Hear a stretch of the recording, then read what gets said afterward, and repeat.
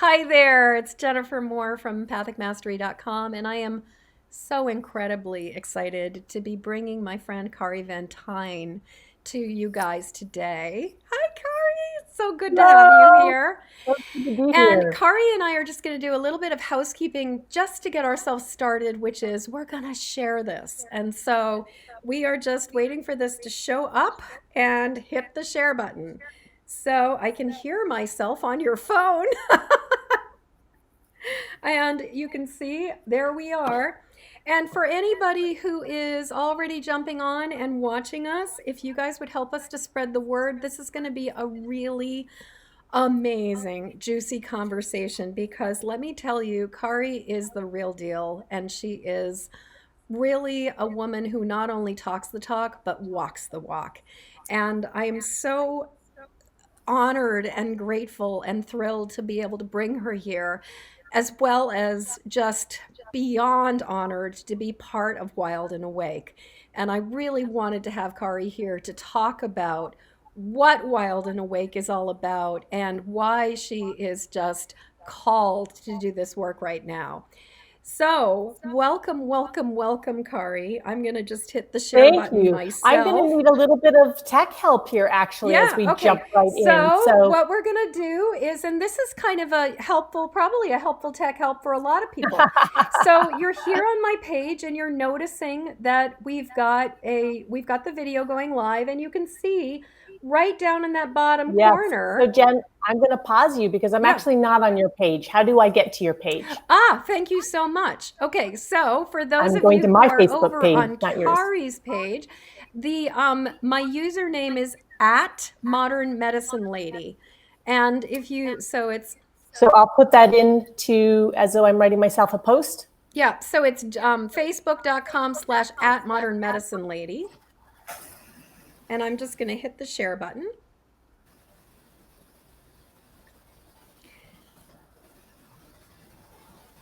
And I'm sending it to my news feed.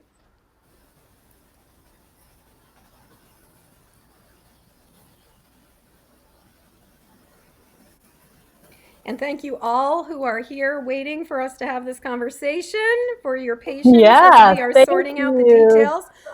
Hopefully, somebody else is benefiting from this little piece of marketing I think information. Yeah, so. which is really Yeah. kind of funny because one of the things we talked about at the very beginning of this is just how this is kind of like the unmarketing summit, and that this is really not about being all in the hype and the marketing language and all that other stuff, but really about getting raw, getting real, breaking out of the box, just all of that important stuff. So, Absolutely.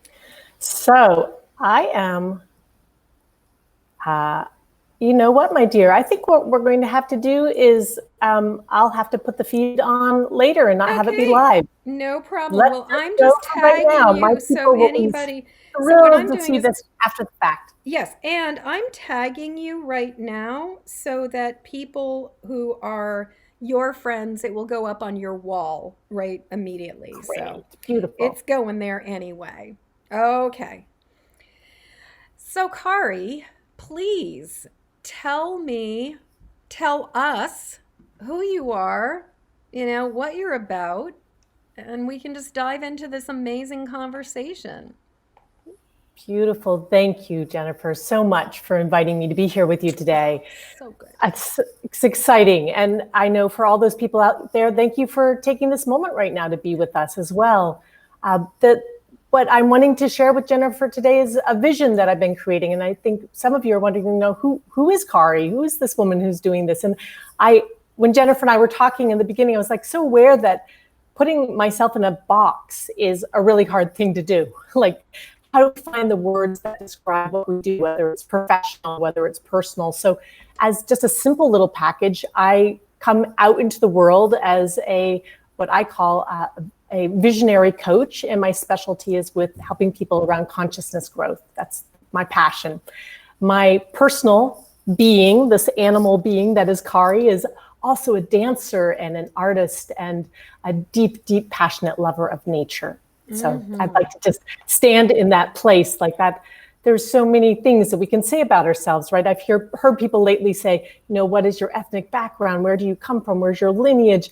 And it is a fascinating time we're in right now when we're looking at how do we show up in front of people, and who do we describe ourselves to be, right? Absolutely. The beginning of the container. Yeah.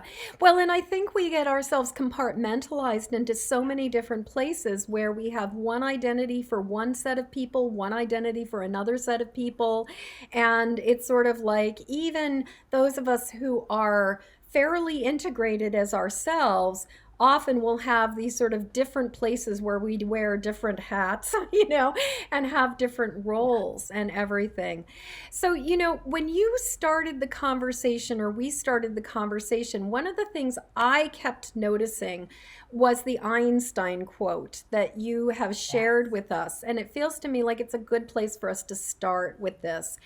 And it is, we cannot solve a problem by using the same kind of thinking that we used when we created them. So, talk to me about this. Yeah. So I love Einstein. I mean, he's quoted over and over again, but for really good reasons. He says some things that are incredibly touchingly poignant. And right now in our society, we can look in so many different directions and say we have kind of one problem after another. We're in a time right now where if we want to label it that way, we have a lot of problems going on. And how are we changing those? How do we shift out of that? We honestly don't have the answers. We have a lot of really wise people out there trying to find the right direction. We have a lot of politicians trying to make decisions. We have a lot of leaders stumbling along and trying to figure it out. And my strong belief is that it isn't going to be with the way we've been doing it up to now, this old way of thinking, right? Mm-hmm. We actually need to discover new ways of thinking. We need to rewire ourselves with the capacity to think differently. And so what Einstein is saying around, the problems that we've created that have been created with certain ways of thinking. And in order to do it or get out of that actually means a total new branch of thinking. Absolutely. I'll use the word thinking, but as Jennifer, as you and I both know, that we could also impact that to be consciousness or awareness or cognitive thinking or energetic thinking, but it's all in that same big soup of this is the territory we get to shift into in order to be coming up with other solutions. Yes. Well, and I think it's not, it expands into rules, it expands into agreements, it expands into how we imagine we're supposed to be functioning in society. And I have been hearing from a number of different wisdom sources a similar message coming from different places. I have some really dear friends who wrote the book, The Way of the Rose, Clark Strand and Perdita Finn. And Clark and Perdita, bring through the messages of the Blessed Mother, the divine Mother, Our Lady of Woodstock. And she keeps on coming back with this message saying, there's no human solution to human problems. There's just no human solution to human problems. You guys were the ones who got yourselves into this mess. And now it's like it's going to take something outside of human consciousness to break free from the 4,500-year quagmire that we've gotten ourselves into. And I know that Wild and Awake is very much about that idea. And that kind of leads me into the question of why does it matter so much that we expand our thinking and our consciousness? And well, let's start there and then we'll go to the how do we do so. But I feel like just the why does this matter is a really good place for us to start. Yeah. Thank you. That is actually, that's a really, thank you for framing that in that way. I think we can look at the why in a lot of ways. And one is that I guess an underlying belief that I really hold is that each one of us actually really does matter. I'm just kind of look at you right now, each one of us really does matter. And so each one of us actually has agency to help shift what's happening. And this isn't just, on this enormous planetary level, but it's also in relationship to our own identities and our own sense of being out of, being in a cultural trauma right now. Yes. So Why it matters is that you and I and every other person listening to this and watching this actually does have agency in making change. There are many ways we could do this, I believe. And yet, the one that rises for me over and over in my work and work with every single person that I've interviewed has been around expanding our consciousness, expanding our awareness, changing the way we think. So that's sort of in the bigger arc. And then kind of in the nuts and bolts of it, that the why does changing the way we think or changing our consciousness matter? That is the inroad for us actually living lives that look different than they do right now. So if you're actually totally happy with everything looking exactly like it is, then that's fine. But my guess is most people watching or listening right now are actually wanting shifts and changes and wanting an expansion of their lives and a deepening of their heart and their spirit and a greater sense of connectedness and ease. And that is, to me, those are really good reasons for change. Absolutely. Absolutely. Well, and you spoke about reminding all of us that we matter. And I think sadly we are in this time where there are a lot of messages about how some people matter and other people don't. And I mean, we have over 250,000 dead people in the United States right now because somehow certain lives seem to be more important than other lives.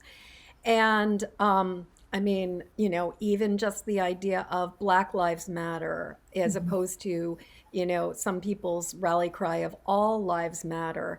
But that it's like this idea of, yes, all lives matter, but until we acknowledge every life as mattering, it just keeps breaking down. And I think that, it's such an incredibly important message for you to be bringing that we all matter and we all have choice. We all have agency and that, we can choose to step out of this. And so that's actually, I'd love to talk about what it means to be wild and awake. Like, why did you even call this Wild and Awake? Yeah, that's great. Well, I have been doing a body of work for years that I've been calling the Empowered Visionary, and it has felt really appropriate. It's about empowered visionaries in the world who are impacting great change, and I seek them out and study with them or interview them and showcase them.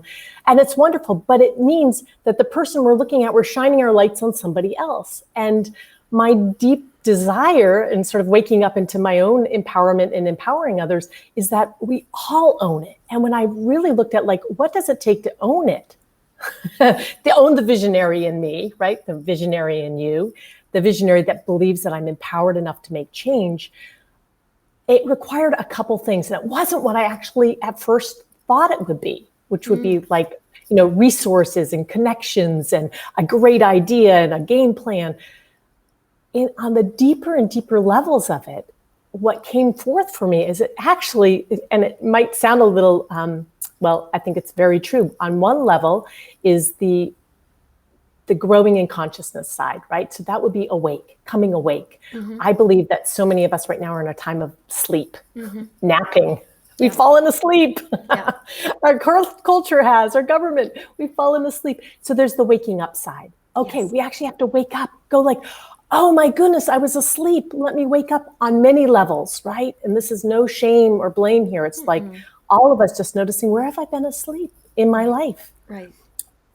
The wild part, I know when I've said to people that this is about wilding and rewilding, often the faces will light up and there's oh, wow, a recognition of oh, there's some part of me that is responding to that is not about intelligence being added to, right? As in waking up might seem like adding intelligence, but the wildness is about that knowing inside of ourselves, that deep animal inside of ourselves, the wisdom, the intuition, the parts of this creature, this amazing cellular manifestation of energy and light and knowledge that is living right here, that I get to rewild and hone and bring into fullness. So it's a waking up into the wildness And it could be the wildness, like, yes, let's all be crazy and dance around and be wild. And it's also can be the quiet wildness of, oh, where inside of me is there a river running, and it's shifting the landscape, and I'm ready for that. You know, as you're speaking, one of the things that I'm really struck by is the idea of wild as untamed and unconstrained, Mm. as opposed to, sort of Steve Martin and Dan Aykroyd being, we're two wild and crazy guys. And that we in our culture look at wild in some ways as disobedient, as Mhm. misbehaving, as kind of out of control. And what I'm realizing as we're talking, and also just in some of the work I've been doing lately, is that for me, when I really access my wildness, it's about permission to be authentic. It's about the permission to be truly, fully, deeply myself, as opposed to following rules, as opposed to being constrained by, I'm supposed to weigh X amount of pounds and I'm supposed to, speak in this particular way and I'm not allowed to drop the F bomb every other sentence. And that there's just these rules about what it looks like to be, a woman in this society, what it means to be a spiritual entrepreneur in this society. But that for me, wildness is, I'm just realizing wildness is not this uncontrolled raging fire. Wildness is about having not being constrained by artificial boundaries. Absolutely. Absolutely. Well put, Jennifer. Thank you. Yes, the wildness. I mean, a wildfire may be seen as wild, but it has its own organization, right? Mm-hmm, A mm-hmm. wild animal is not wild within itself. It has its own organization. It has its own sense. And so, yes, waking up into our wildness is not an out of control abandon, No. right? It is actually a deepening and a broadening. I spend a lot of time in nature. I've spent huge chapters of my life living in pretty deep nature. And I love, love, love spending time outside and having those moments. And maybe some of you listening right now watching right now will know this, when you lose sense of the edge of your own body, right? When all of a sudden you're part of the landscape Mm. and the trees and the resonance in the air. And there are moments where it's not like you went asleep or daydreaming. It's really that you've expanded and you're part of all that, right? Yes. And that is part of the wildness also that I'm asking us to hold, that this is about, oh, I am part of all of this, and I am this being, and I'm part of all of this. Yeah. Yes. Well, and recognizing our interconnection, recognizing ourselves as the way I look at myself is I see myself as a cell in the body of the planet.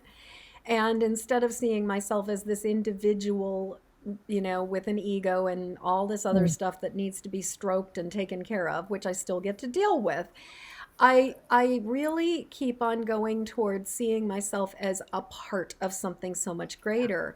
And I think that in many ways that's such the illusion we've been invested in for the last couple thousand years, is this idea of us as man having dominion over nature, us as Mhm. people who are disconnected from nature. And that somehow, like when we stopped regarding ourselves as animals and we started regarding man as superior to all other things and given permission to name everybody, I think we really got ourselves into a lot of trouble. And what I'm really hearing you're bringing to, and what the purpose of Wild and Awake as a retreat is really about inviting people who have already stepped outside of the box, who have already started to break free from the social cultural nightmare that we've been kind of in. I use the word nightmare, you use the word dream, but tomato, tomato. And just like, but and that sort of leads to the question of the other part of that question, which is the you know what does it, why does it matter, but then the question of how do we do so. And Right. in some ways, this entire retreat is a bunch of different answers about how we do so. So, since you interviewed a whole ton of other people about how they wild and, they rewild themselves, I'm going to ask you, Kari, how do you rewild yourself? Ah, great question. So I would I'm actually going to back up from that question just a nudge and say, to me, one of the questions that I've been asking for all the speakers is not so much how do you rewild, but how do you grow your consciousness, or what is consciousness? Mm-hmm, Because I mm-hmm. actually see the two as really interwoven. And so when you're asking me, how do I rewild myself? In that, like the underlying part of that is, I'm asking myself regularly, where am I stuck? It's not like, oh, where's there a door? But it's like, where did I get stuck? And how do I feel about that place that I'm stuck? And do I want that stuckness? And if not, then, where is there space around it? Is it possible that in the stuckness, there's also an answer? So I wanted to give just a little example story, because I think rewilding is like looking at the places where we're I use the term like domesticated, where we've become what everybody thinks we should be, right? Yes. And I had the remarkable childhood experience of growing up in a log cabin off the grid with parents who were very, very clear about wanting to unhook from modern society. And so my childhood was deeply rooted with trees as my best friends, right? With animals, like I knew more trees as my friends than I knew other kids. I had names for them, I had relationships. And as a child, I didn't think of myself as needing to rewild, right? So I'm just wanting to bring to the floor that in our younger years, all of us, even if you grew up in an apartment complex, that little kid in you would not need to be taught how to rewild. Our Mm-hmm. little kids actually understand that, like, we get to touch things and we get to smell things, and like that we get excited about the beauty and the incredibleness of this world, right? And so that place of wonder to me is one of my first doors. Or in the people I work with, my clients, I talk about curiosity. Like, I'm going to ask that you take the first tool of curiosity. Let's just be curious. Let's not try to come up with an answer. So, Jennifer, when you're asking me about rewilding myself, I would say I'm on this has been my life, has been on a trail of rewilding, and noticing, oh my gosh, I just got really domesticated by this particular kind of situation, or I was in a work position where I had to dress a particular way and talk a particular way and present myself, and suddenly realized that there's parts of me that were dying off. Oh, alarm bells going off. It's time to bring more aliveness into that area again. It's time to reawaken. Absolutely. Well, and you said something so vital about, as children, we naturally know how to do this, Yeah. that we are naturally curious, that we are naturally in a state of wonder. And I think about, we know how to dance as children. But as adults, Hmm. or as I don't know, it seems to me like somewhere between, depending on the level of distress we're in as small children, I mean, sadly, some kids start forgetting what this very, very early. But I think that for many of us, by the time we start being socialized into second or third grade, that we start forgetting these things, and we Yes. start, buying into the cultural dream.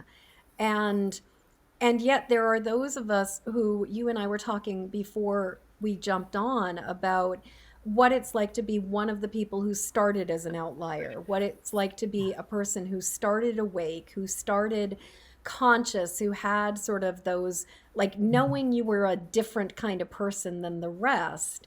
And the tension between the part of us that's trying to fit in, but then the part of us that always was saying, this is bullshit. Like, nah, not buying it.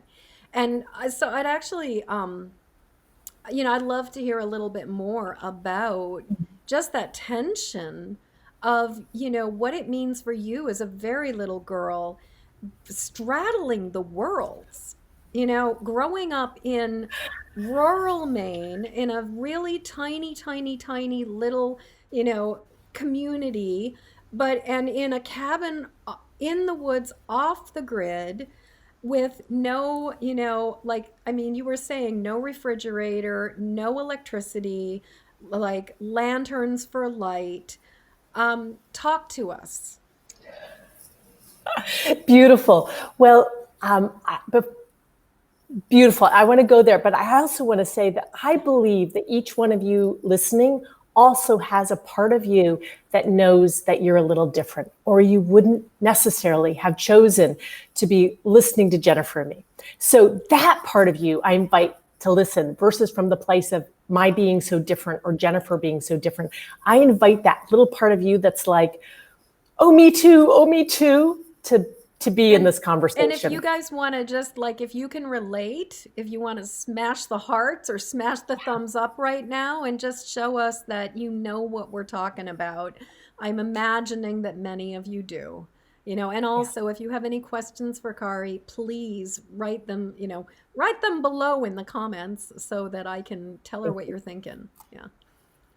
Yeah. So I want to just jump in. You're asking about the little girl Kari and what her experience was. And I would say I didn't know it at the time. It didn't actually take till I left home to realize that my experience was a time traveler. And so I sometimes use that terminology for myself, that I come from another century. And it is much more akin to Laurel Ingalls times. Actually, she was my imaginary best friend because her life was not something I looked at. It was like she was living my life. We were living a very similar life. We had a treadle sewing machine, non-electric sewing machine that I made most of my clothing with, and chose to because I love to make things. I made my clothing. We had a farm in which we raised Angora rabbits and we harvested their wool. And I had a spinning wheel. My sister, my mother, and I had spinning wheels, and we spun and we knit. We heated completely with wood stoves, and so until I was probably around 15, my dad refused to use a chainsaw because he didn't wish to use fossil fuels in that way, which gives you a little bit of a perspective on my childhood. Mm-hmm. And so we all chopped wood and sawed wood, and I was the buffest little kid you've ever done see. I was strong, and just the sense of working as a family to build together, to have this home life, which made absolute sense in the context. We didn't have a TV till I was quite a bit older, and we read. And actually, the first book I can remember being read out loud was War and Peace, and I was around 3 years old. So that was our evening reading, where I went through all of the brothers Karamazov and Dostoevsky, and that was our out loud reading, as well as many, many other things. But just the context was different than I know most other children experience, but I didn't know that at the time. Right. And I would go to school, and I did know when I would go to school, and they had lunch boxes with pictures on it that I didn't know, and they talk about shows that were happening that I had no idea what they were talking about. And I realized, Hostess Twinkies was the biggest thing at snack time, and I was like, I'd never had a Hostess Twinkie. There are people I know that are listening to this that are like, oh, I had some of those experiences too. So just what that feels like. Yeah. And I recognized as a little girl that I had a choice to either feel less than or bad or wrong, or to really get the magnificence of the experience that I was going through. And for some reason, through some great grace, I really got that my experience was amazing. And I chose to be a time traveler. So I chose to learn as much as I could to be able to fit in. Yes. But not because I wanted to be like everyone else. I wanted to be part of community, but I also wanted the both and. So I've lived my life holding the both and, being with this, I can see as I walk into a room with people who have all bought into a belief system that is just one small parcel of what we can be holding. And I know in my life, in my work, my childhood was the deepest gift, because it has brought me this capacity to at this point I travel all over the world, and I go to other places, and I understand what it's like to live in a dirt hut and sleep on the floor. And not that was my childhood, but it's not It's not that much of a stretch to be other places and to say, oh, sure, I can show up here. Oh, this is how you do it. Oh, I can show up here. Let me be curious about this. Well, and so many people are, whether they're conscious of it or unconscious of it, I think are sensing the shift that's happening on the planet right now. And because we've become so completely addicted to electricity and addicted to all of the modern conveniences, there's a way that many of us, I think, can't separate our modernization and our humanity and our capacity to survive and function. And what I'm really hearing and what you're talking about is you were raised with this incredible gift in the ability to recognize that it is not the electricity that makes you you. It is not the running water or the refrigerator or the television or the internet or any of these other things that we have become so dependent on. It is this relationship to the earth and knowing that we can, that we can chop wood and carry water and have an incredibly rich life. Yes. Yeah. Yes. Thank Yeah. you. Yes. And I would like to say in that in the recognition that the internet, like I depend on my computer or my phone, and there is no shame in that. And Mm-mm. one of the amazing people I interviewed, John Young, spends most of his time, he's off the grid and he travels to Africa and works with the Bushmen. And we had a great conversation about cell phones. Like, they are so valuable. So They it's not about are. throwing all of this Mm-mm. out. It's recognizing that they are tools, but they're not me. They're They're not not this you. being. Right. And so when I go for a hike, the phone stays at home unless I'm taking it to take some photos, but it doesn't go in phone mode. It is off. It's actually the tool that serves me. Yeah. Yeah. I'm a big fan of airport mode, and I drive my husband nuts because so frequently he texts me expecting me to respond. And if I'm busy, I'm not responding because I feel, and I feel that it's sad to me how many people are slaves to notifications and slaves to their devices. And instead of using them as tools, are using, it's almost like, the devices are using them instead of them using the devices. And, that's so challenging. I want to just acknowledge your calling yourself a time traveler. I can relate so deeply. I can absolutely relate. I came into this lifetime in many ways in through the outdoor and remembered a lot of other lives and was fascinated. From the time I was very little, I wanted to learn techniques that came from other times, and I was really curious about homesteading. And I just want to say to anybody, this is backtracking, but talking about a treadle sewing machine. So for anybody who's not aware of what a treadle sewing machine is, let me just tell you that Kari is a rock star. Okay. Kari is an absolute rock star who can do something that probably like 99.99999% of the entire human population would be incapable of doing now. Because if you're familiar with a sewing machine, electric sewing machines have basically either sort of a knee pedal or a foot pedal that you put your foot down on like an accelerator, and it makes the machine go. But a treadle machine runs on gears, and it has a foot pedal on the bottom that's made of this beautiful cast iron thing. My mom had a treadle machine. And which had been her grandmother's. So my great grandmother that I was named after had a treadle machine. And what you have to do is you have to be in rhythm to cause the treadle machine to move so that the machine will go. But you have to be in this perfect rhythm, or what happens is your stitches get all wonky and you can't sew with it. So I never got beyond trying to make the treadle machine work and screwing up things royally because I just couldn't quite get my body into sync with it. And so I just wanted to share that visual with people and really give an example of what exactly Kari is talking about. because it's one thing to hear her say, yeah, we had a treadle machine. It's another thing to understand exactly what it means to be running with a treadle machine, what it means to be sawing wood with hand saws, chopping wood with axes, not using a gasoline powered splitter, not having to be able to rely on a generator or a propane tank, but truly being in this place where you are using your own energy to generate pretty much any energy that you need. And there is such a relationship to connectedness. Like I sometimes share this story. It's not a story I share openly when I'm meeting people, because I think it creates such a story about who I am that it's hard for people to see me. But what I wanted to share in this context is, when you cut your own wood, you think about every log you put in that fire, because it took time to cut. And you notice whether it's 11 inches or 13 inches, if it's going to fit in the box stove right or not. And you know who cut it, right? Also, we hauled water. We had a well that was about a quarter mile from the house, and the log cabin was a dirt trail. So we would walk, and the big rite of passage as a little baby kid, when I was walking at 3 or so, was the first time I could carry a jug of water into the house, right?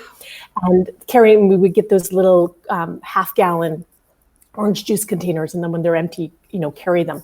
And then moved up to a gallon, being able to carry 2 gallons, and the 2.5 gallon stage, which was a really big rite of passage.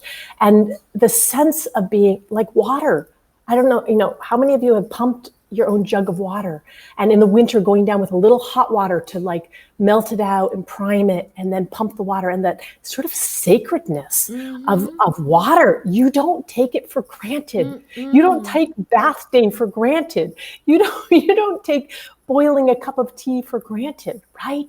And so these elements that it is really about, how do we come into a deeper appreciation and love for what is happening right now. I still, when I take a shower daily, or however often I take a shower, I say thank you to the hot water. It is amazing to turn the knob and have hot water come down on me, rather than having to carry gallons and gallons of water and heat them up on the stove and set up the tin bathtub and bathe, right? It's a totally different experience. It's a completely different experience. Yeah. So I just want to share in this context that, it may sound like these extreme stories, but there's stories that bring back the preciousness of our resources and the experiences of being here. And so the invitation, again, to those of you who are watching, like, I know some of you have gone camping, and you know what that feels like, to have carried the water you're going to drink for the day, and how you relate to that water, right? Or filtering it out of a stream, or sleeping on the ground and feeling Mama Earth in a way like it's not outside the front yard, it's like right here. And that's part of the invitation in Wild and Awake. If I could, I would take you all to one of my favorite retreat centers. Like we would go in rural Maine, and we would be at just beautiful little cabins on the earth, and we'd look out on the ocean, and we'd be meeting daily, talking with people like Jennifer, and having this retreat be in this way. And here we are in virtual life right now because of COVID, and we get to do it this way. But the invitation along with that is like, as soon as you're done with this video with us, please go outside and put your feet in the dirt in whatever way you can, and touch the bark of a tree and look at the sky and breathe the air. Breathe the air, a deep right? breath, smell. Yeah.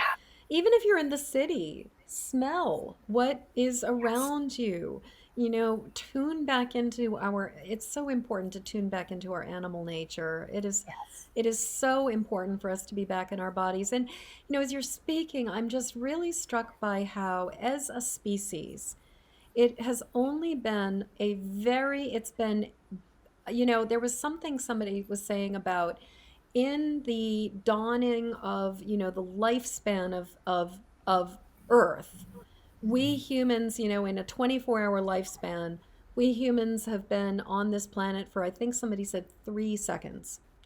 And You know, in a 24-hour span of the life of this planet, we've been here for something like 3 seconds. I think it was three, it might have been 30, but anyway. And if you think about that 3 seconds, and then you think about electricity and all of the things that we're accustomed to with running water and modern conveniences. Now, irrigation is something that goes back to, I mean, I believe Rome had irrigation, that running water has existed in civilizations for a very long time, but electricity is a very new concept. And it's so fascinating how we've lost that awareness, like that your lifestyle, which is the way almost every human being has lived for thousands and thousands and thousands and thousands and thousands and thousands of years. Suddenly you're living so outside of the norm. You are the outlier. When the truth is, you're actually the healthy example of human existence.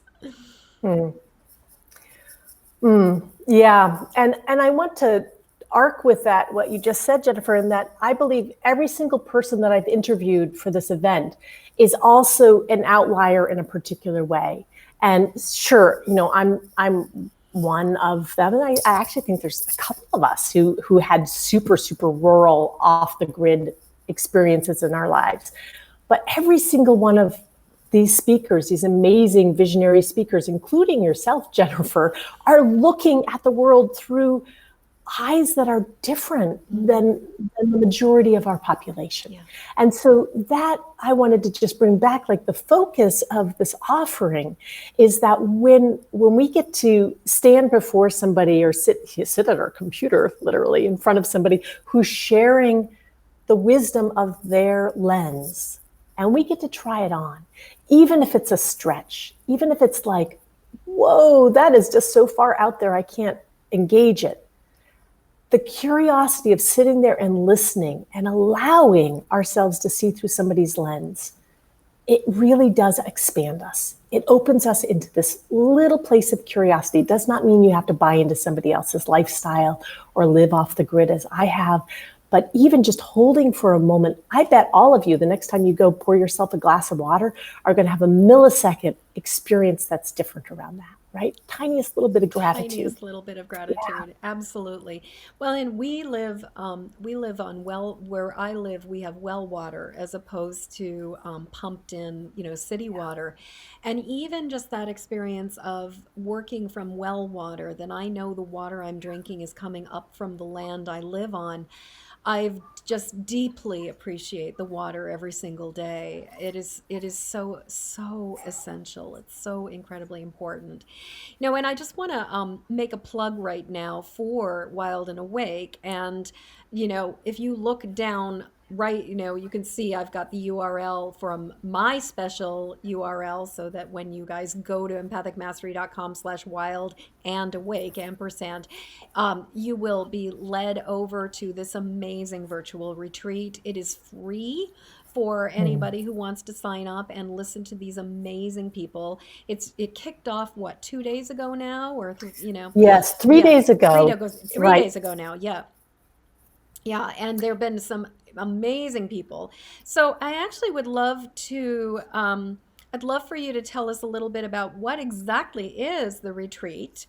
And the other thing I wanted to mention is, because of COVID, there are so many people who are able to attend this retreat who would never have been able to attend it if it had been in rural Maine.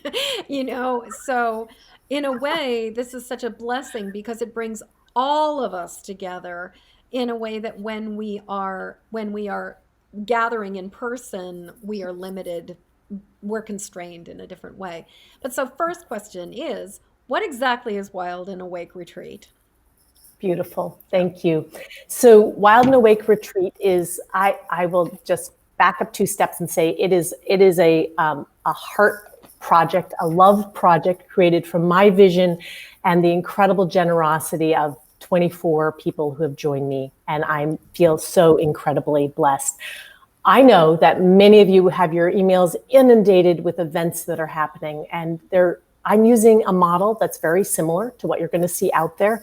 And I'm choosing to use the model because it works, but I'm choosing to do it differently. So the invitation is to come to this retreat. There are 24, maybe at the end, there's about 25 speakers. And I've set it up so there's a speaker each weekday. Weekends are off. The links are open as soon as a speaker speaks. You get to listen to them all the way through the beginning of January. At the end, there will be a replay, so you get to listen again. So that's just the sort of the nuts, the generosity within it. Like, this is a gift. Like, my desire is to offer as many of you as possible a place of being curious, expanding, taking on, what's it feel like to look through that lens? I can only imagine if the thousands and thousands of people around the world right now who are currently listening are all trying on and expanding and curious and working with how their heart expands, their mind, their sight, their time in nature. Jennifer, right? Can you imagine how even just like on a small ripple effect impact that changes things? And that is the desire in me. Jennifer talked about coming into this planet through the outdoor, and I often think I came here, and I don't exactly know why I came here, but I can tell you the way that it keeps showing up for me, and is that I help support change. The image that comes up is almost like being a reflector. Like, my job is to support, to shine light on, to allow things to shift and change, because I hold the container or the vessel for that to happen. And this happens over and over in my life for me. And so in this experience of consciously crafting this event over the last 8 months of COVID time, it has been with the vision of offering a gift to the world right now, in which we get to, rather than events that are about weight loss or about how I can do my marketing differently, or, there's a million things out there, and there's so much of deep value. But the invitation is that this is a place for you to come and question, to be curious. I'm not trying to feed you something. I'm actually inviting you to be part of a group of questioners, of visionaries, of people who are thinking outside the box, and self-growing, self-monitoring, right? Yeah. So in a retreat, and I've been to many that are incredibly powerful, from meditation retreats to creative, artistic, and writing retreats. The goal of almost all of these retreats is that you come in as you are, with curiosity. You engage what's offered. Some you're going to like, some you're not. You're going to lean in, and in the process, parts of you change. Yeah. And this, to me, is the rewilding, the invitation, the deep, the deep desire for me is that all of us, myself included, because I'm learning so much in this process, all of us in the process of this next 6 weeks of engaging in these questions, that we all rewild. We all start the process of rewilding, because it's a continuing process, rewilding and growing our consciousness. Mm-hmm.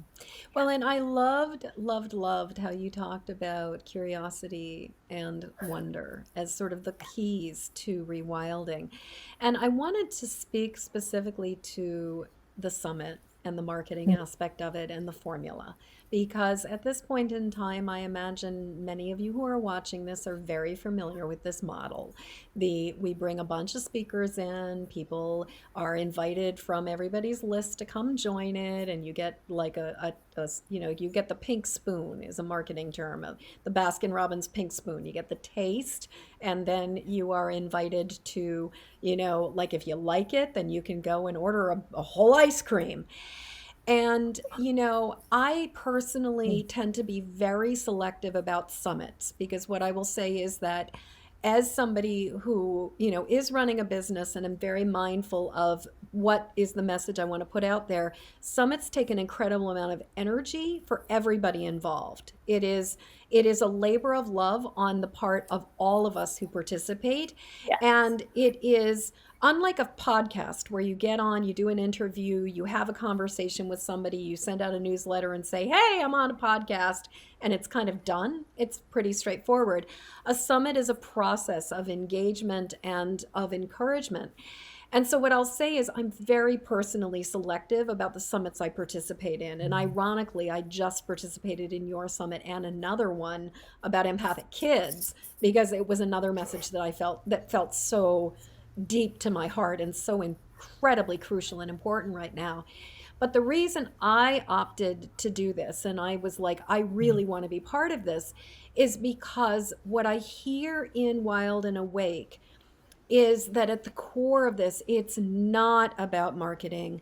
It's not about following the formula and manifesting, the whole sort of like follow my XYZ plan and you'll make six figures in 6 months, like all that stuff. And in some ways, the way that like the spiritual entrepreneur world has just been overtaken by marketing.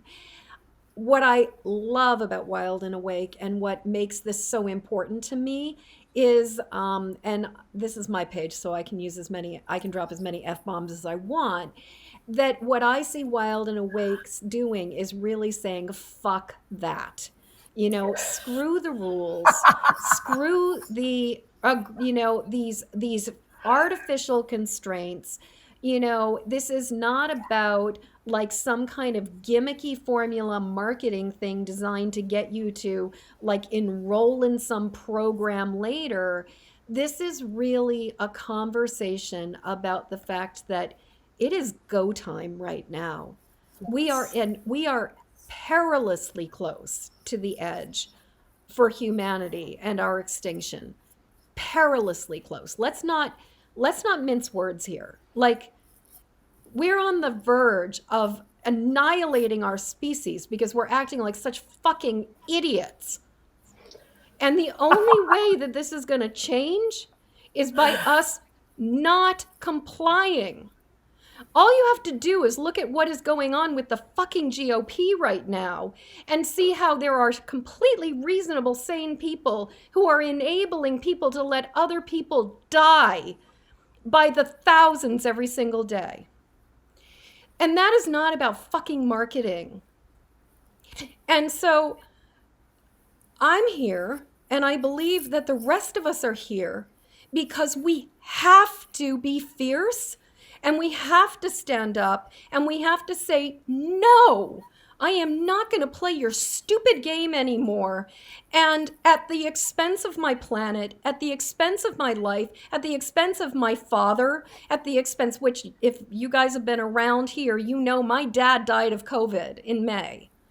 And so to me, this is about, we absolutely have to stop participating in this frou-frou, soft serve, hostess Twinkie fantasy of what it means to be human and get back to what it really means to be human. Yeah. Yeah. Oof. Thank you, Jennifer. Okay. Yeah. Steps off her soapbox. Thanks. Yeah. Thank you. And I love, you use powerful energy there. And I would like to just step in and say, I started this event 8 months ago because I was heartbroken with what's happening. I'm emotional right now, but I was heartbroken with what's happening. And I questioned, I was sitting here in my little apartment and I was thinking, I have no control over what's happening. What can I do? What can I do? And what came through was, you matter. You matter, and you can do something. So this event was born out of that moment of sitting and being in, oh, you guys get to see me cry. Yay. I just interviewed Elizabeth Lesser yesterday, and she talks about crying in the boardroom and the power of that, and showing up and saying, yes, I'm going to show you what it feels like to come in touch with my emotions, because these emotions are part of what is driving me forward. Yeah. So my deep grief about what's happening in the planet, I've traveled so many different places in this world, and some of those villages are just devastated right now. Devastated.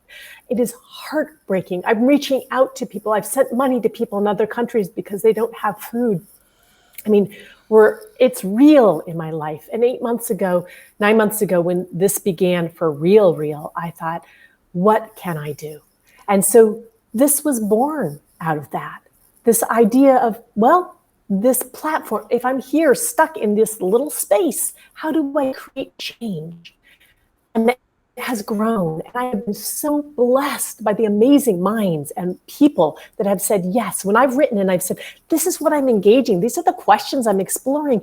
Do you want to play with me? Would you come and talk with me about this? Jennifer was like, hell yeah, that sounds like my territory. Each person in their own way has said yes to a desire that we get to shift what's happening.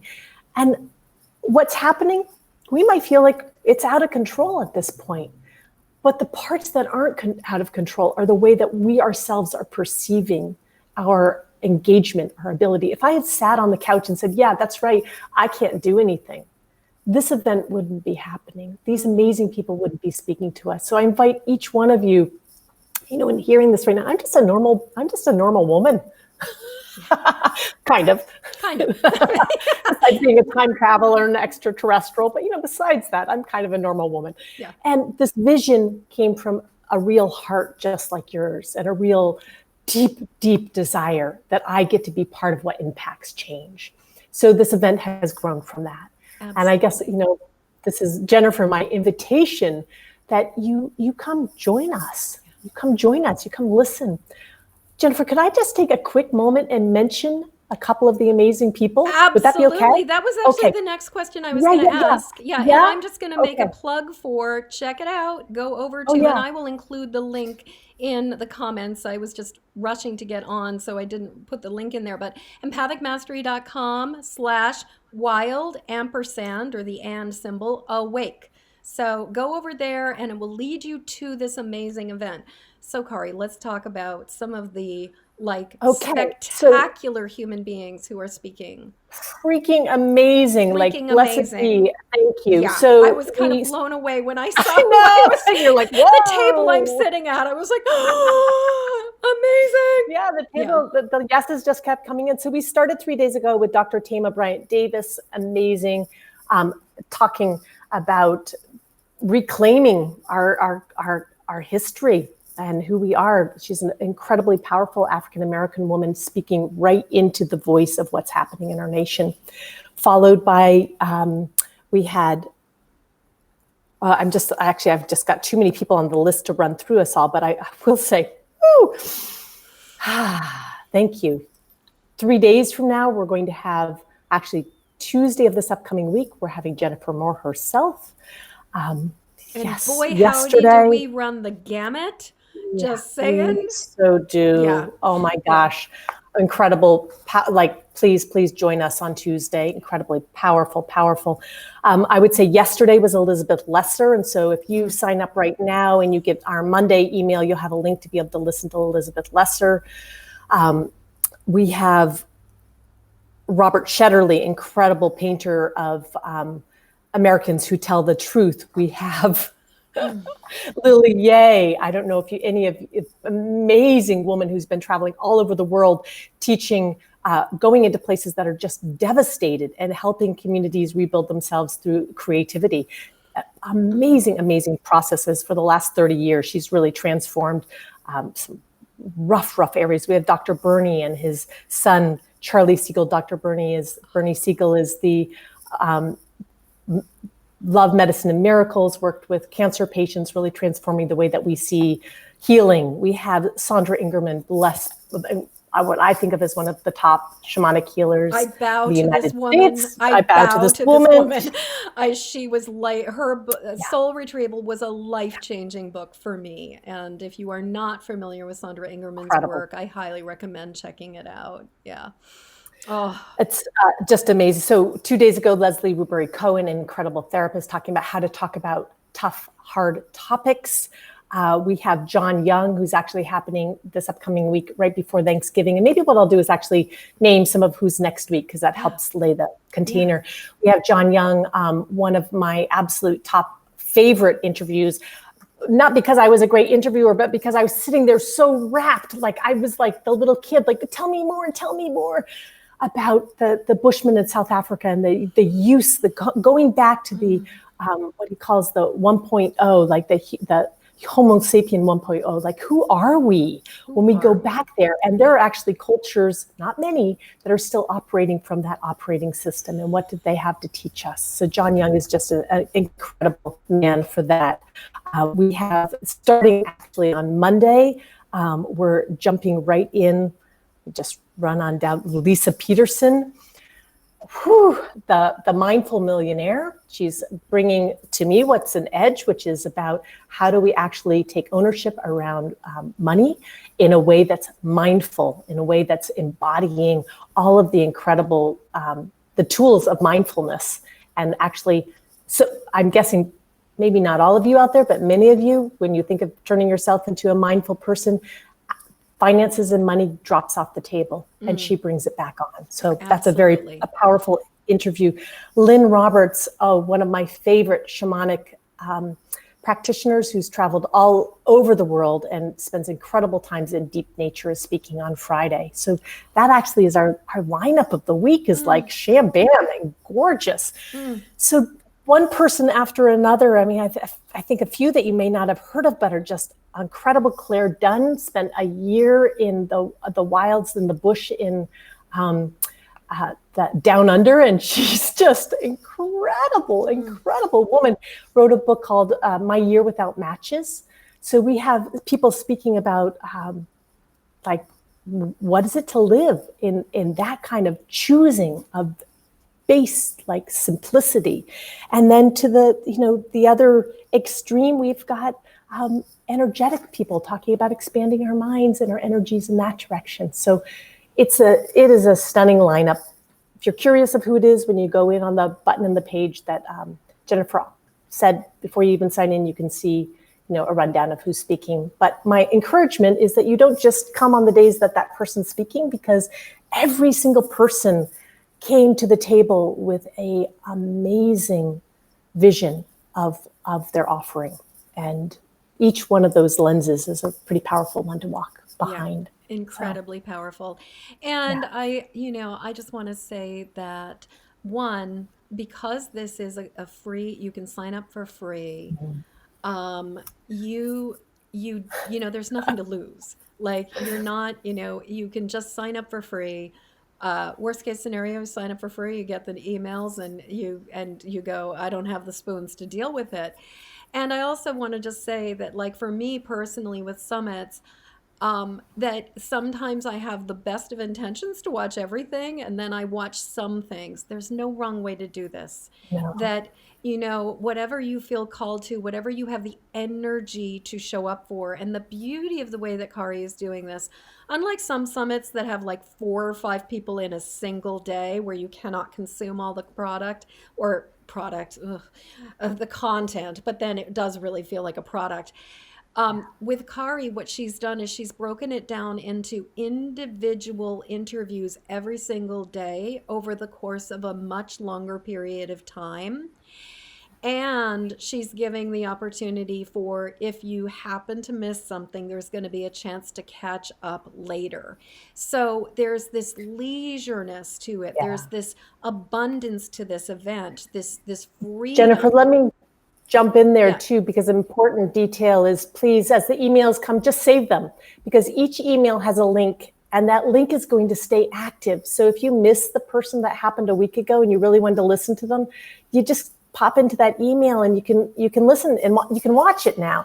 They're not, I told my support team, like, no, I want this to be generous. Like, this is about sharing information. So go back, it will all be out there. I'm looking at sometime in January, I'll have to stop manning this whole massive container, and I'll put a close to the listening time.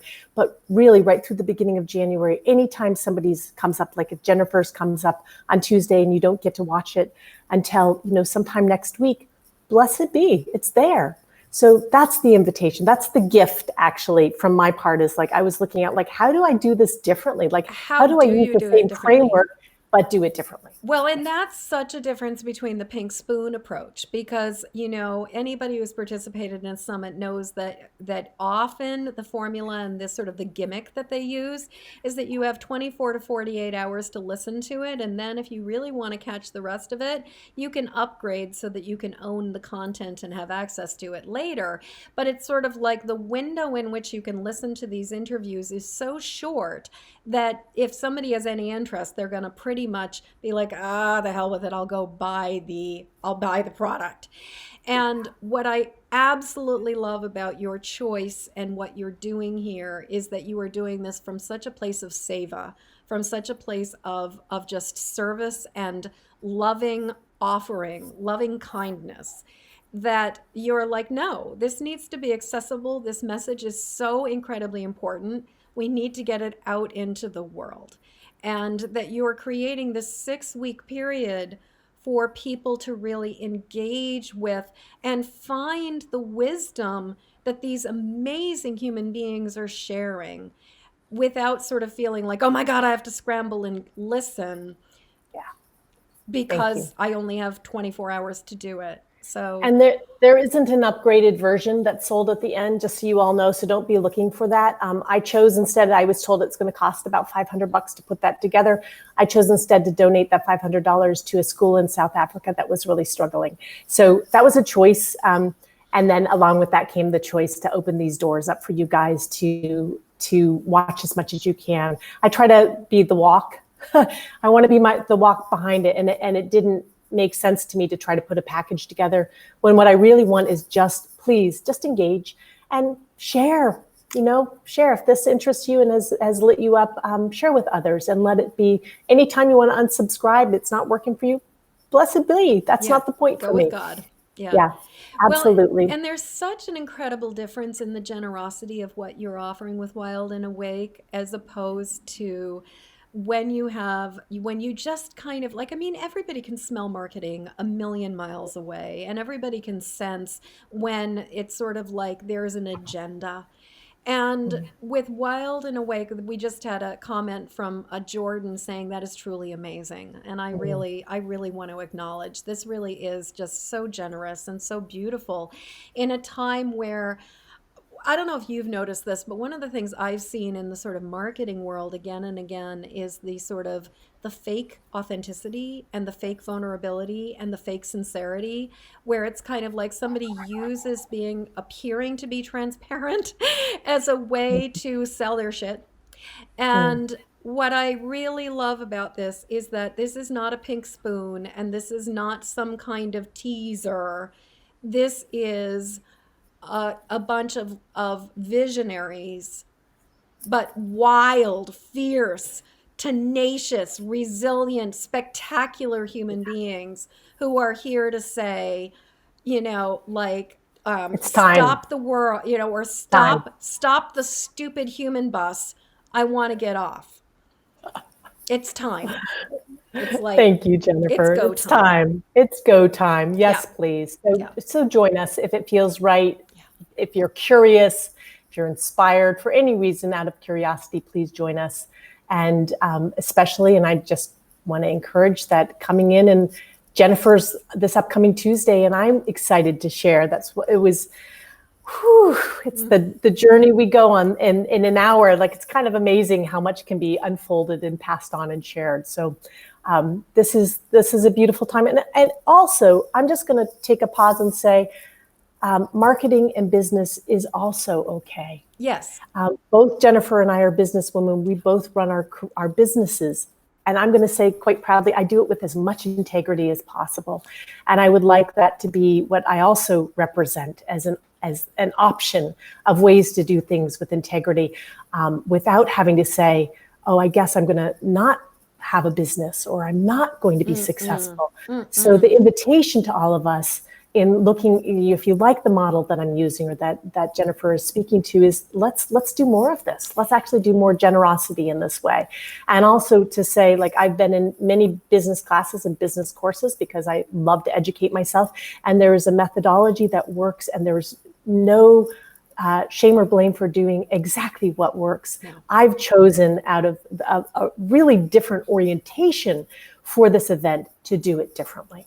Absolutely. So I just wanted to also say that because I have a lot of business friends out there, perhaps who are also watching this, that I want you to know I've chosen to operate differently in this gift because I so want this to land in the world right now and have impact. So.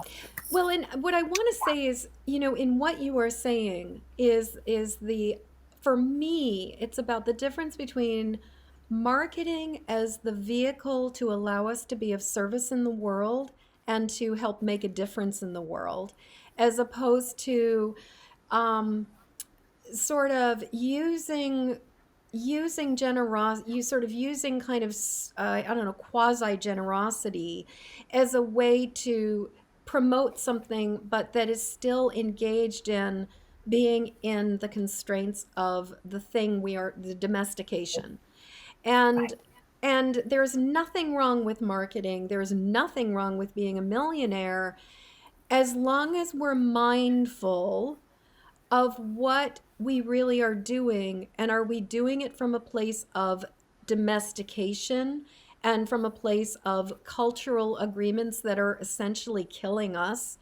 Or are we doing it from a place of real deep level soul nurturing, like just life affirming truth and service?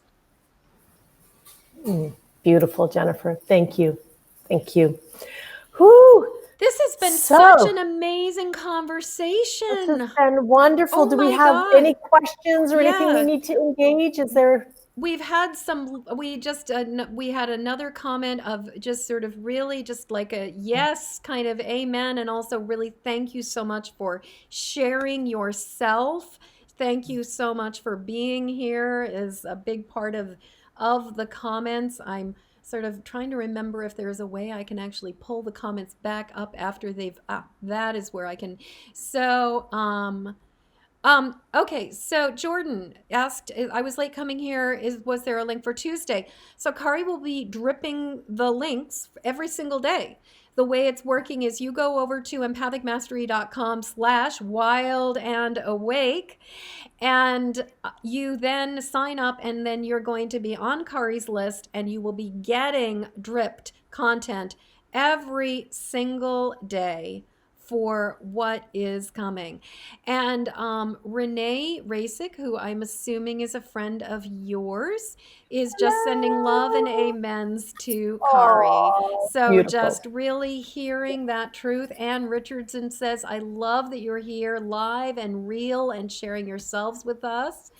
And Amber saying, yes, thank you, thank you. Jordan is expressing like, oh, that's great, thank you. And just we've had Bobby Taylor was saying thank you for doing it this way during this pandemic time. Amen. Preach, Yeah. Bobby. No kidding. Vanessa Balzan is saying think like a child, live like an adult, and also change with a capital E at the bottom. And Vanessa saying yes, me too. And then at the beginning, we had Amber saying, yes, I love being in nature. And Joanne saying, hi, you ladies. So we've had this amazing engagement during this conversation. Lovely. I just really want to thank all of you who showed up live with us to be part of this conversation, to listen to Kari and her wisdom. Um, Thank Kari, you. as a sister time traveler, I've been on the planet for a lot longer than you are. Sounds like you're one of those star seeds who landed here fairly recently. I've been here for quite a while. But as a fellow time traveler, it is such a delight to talk about what it means to be living in this wild time, and also how Yes. we can really reclaim our significance and how we can really recognize that we really do matter and it's us that is going to make the difference.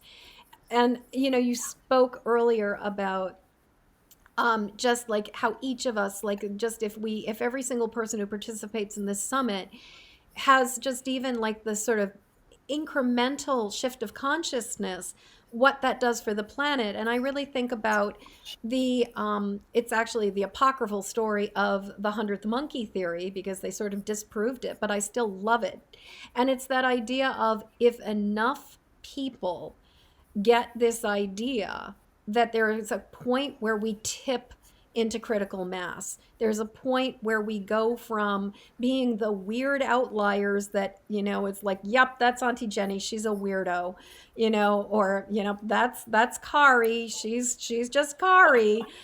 And instead of it being those things where we're the outliers, where everybody gets to awaken and own what they really are and who they really are. Because I will also say, in my experience, that when you reveal your truth and when you let yourself be wild and awake, I have yet to meet anybody who doesn't have a part of them that is wild and awake. Even I went to seminary and spent time around in the oldest Protestant seminary in the country, and I was surrounded by Unitarian Universalists, UCCs, and also American Baptists and Pentecostals. And what I found was that if I came to the place from just the pure Sacred Heart and was really present and open and aware with people, that they could be that way too. And what I really believe is that it's the courage for all of us to be wild and awake, and to invite everybody else to step into being wild and awake too. And Janessa Bono is saying, I'm empathic. Oh, Janessa, I have not seen you in a while. It is so good to see you. So Janessa's saying, I'm empathic, and you guys' presence feels just really awesome. So I am so glad. I'm so glad that this is feeling good. To all of you who've been here and watching this, I really want to thank you. I have a request right now, which is, please, there's a share button down there on the bottom corner. Actually, Kari, if you would point down on your side. So other way. Go right over, other arm, lift up the other arm. Woo, right okay, there. Yeah. Okay. Somewhere in this so area. Hit the share button, people. Please hit the share button and pass this along to other friends and family who would need this. And particularly if you have any friends who are like a little bit more introverted, like they're so empathic that it would be really hard for them to even like be tagged or something like that, please, please, please send this as a private message to them and say, I think you will find this conversation with these two women really helpful. I think that you would find something really valuable in this. So check it out. So please help us to spread the word. This is an act of pure love. This is an act of pure generosity. As Kari is saying, the $500 is going to help a village. And it already went. It already went. None of us are profiting from this. Oh my gosh, and they were able to make changes. Yeah. Hallelujah. And so please, please, please help us spread the word, because this is exactly, this is what's what. And you guys, oh my God, Jordan, and I'm just, people are saying they just got, Anne and Jordan both just got my book, and I am so excited that you guys got my book. That is a whole other thing. And if you are curious, Empathic Mastery. Fantastic book. Yeah, Empathic Mastery, which is right here, is my love letter. Complete, my complete love letter to the world, which I have it's on special prices during the entire duration of the pandemic, and you can get a copy of it over at empathicmasterybook.com. But this is not about necessarily telling you to go buy my book. This is I'm going to just pause and say, yes, yeah. And I've read that book, and I use that book, and I recommend it to my clients. It is powerful. And I think it speaks to, just to use it as a framework, it speaks to the lens that you're holding, that you're speaking through. Yeah. Like, this is the offering. Yeah. Yeah. Absolutely.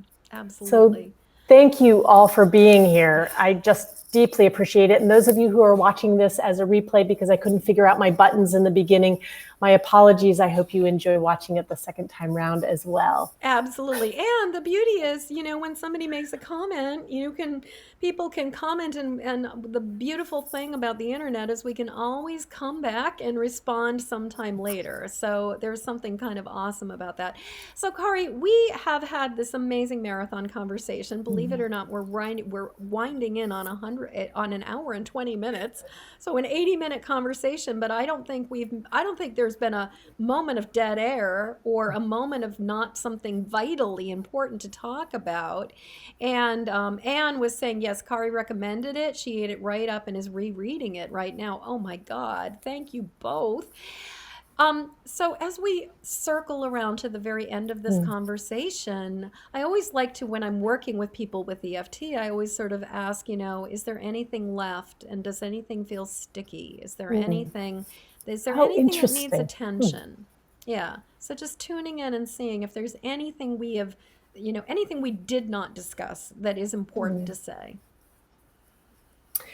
I wouldn't say it feels sticky, but it was something I bookmarked in my mind. And I was like, oh, I want to go back there. So maybe I'll just touch it really briefly, Yeah, which is please. that in this time of the pandemic, in this time of the last 9 months, I do not believe that there is not a single one of us who has not been changed.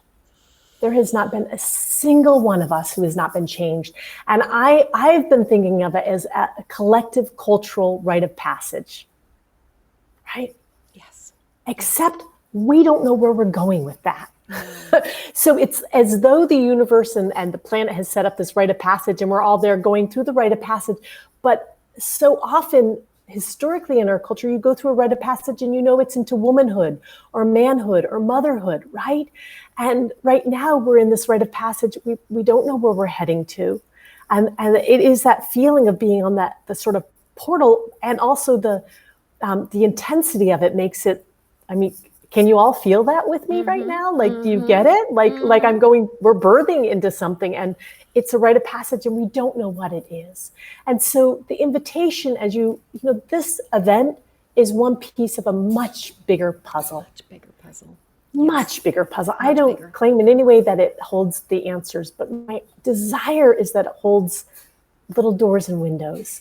And also, when we stand in this place that we're in a rite of passage, there's a celebration around that. And I think that was the sticky thing, as I wanted to bring back in that it's not all doom and gloom. It's actually like, I'm incredibly scared about what might happen, but I'm also incredibly, absolutely excited and mesmerized and curious as to what can happen. Yes. So I think that's what I want to just share. It's like and that too. Absolutely. And Janessa just wrote yes in all capital letters there. Absolutely. And I think personally about my journey of sort of hitting rock bottom with sugar addiction and cigarettes and all of that in my younger life, and having been around a lot of recovering addicts and alcoholics and food addicts and everything over the years, that one of the things about changing is that there's the awkward in between. There's the point at which we have to admit it's not working. And then there's a really awkward, uncomfortable period of making that transition. And human beings, we don't do uncertainty well. It's an incredibly uncomfortable thing. And ironically, it actually is pretty much the truth all the time. We just live in the illusion of certainty. But really, even if you're signing up to be a mother or going through a rite of passage to come into manhood, we don't really know what it ultimately will be. And I think that what you're offering are not necessarily answers and solutions as much as you're offering prompts. You're offering like little doorways and sparks of inspiration to help us to reframe, to redefine our consciousness so that we can stay open to the possibility of what is hopeful and joyful about this.